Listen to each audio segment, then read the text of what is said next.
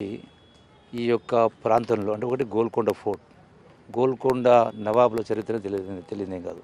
అతి గొప్ప పురాతనమైనటువంటి నిర్మాణాలు.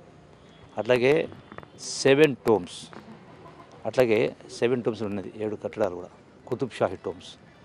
ఇక్కడ దీని పరిసర ప్రాంతాల్లో చాలా రకాల అంటే ఏమంటారు ఖజానా, అట్లాగే మన కటోరా హౌస్ అని ఒక పెద్ద బావి అంటే మొత్తం అప్పుడు ఆ రోజుల్లో హైదరాబాద్కు మొత్తాన్ని కూడా నీళ్లు ఇక్కడికి పంపించేసే కార్యక్రమం చేస్తూ ఉన్నారు. సో ఇట్లవన్నీ కూడా శిథిలమై ఉన్నాయి. సో వాటిని రెస్టోర్ చేసే కార్యక్రమం.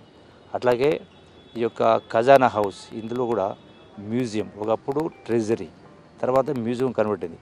ఆ మ్యూజియం కూడా ఇప్పుడు ఏం అవుపడతలేదు, మొత్తం తాళాలు వేసి ఉన్నాయి. సో వాటిని కూడా రెస్టోర్ చేసే కార్యక్రమం చేసి టోటల్గా అంటే ఆ కొలాబ్స్ స్టేజ్కి వచ్చినాయి.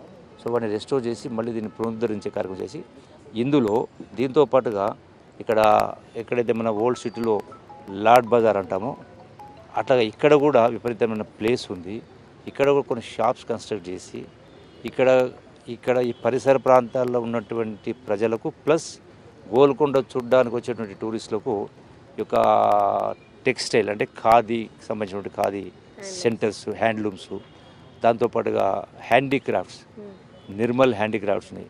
సో అటువంటి వాటి కూడా తెచ్చిపెట్టడం మూలన వచ్చేటువంటి వాళ్ళకు టూరిస్ట్ ప్లేస్ చూస్తూ వాళ్ళకి అవసరమైనటువంటి ఈ యొక్క హ్యాండ్లూమ్స్ కానీ అదర్ హ్యాండీక్రాఫ్ట్స్ కొనుగోలు చేయడం ద్వారా వాటిని ఉత్పత్తిదారులకు కూడా కొంత వాళ్ళకు ఉపాధి అవకాశం దొరుకుతుంది. అట్లాగే నిరుద్యోగ యువతకు కూడా ఉపాధి అవకాశం దొరుకుతాయి. కాబట్టి ఇవన్నీ కూడా పెద్ద ఎత్తున చేసే కార్యం చేస్తాను. ఈ న్యూ టూరిజం పాలసీ తీసుకోవడం జరిగింది. ఇందులో ప్రభుత్వమే అన్ని పెట్టుబడులు పెట్టదు.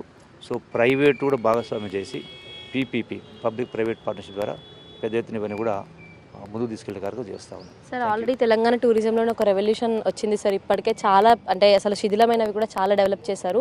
అది కాకుండా కొత్తగా ఇప్పుడు బీచ్, ఆర్టిఫిషియల్ బీచ్ లేకపోతే బోట్ హౌసెస్ అన్ని కూడా తీసుకొస్తున్నారు. అవి ఎక్కడి వరకు వచ్చేసారు?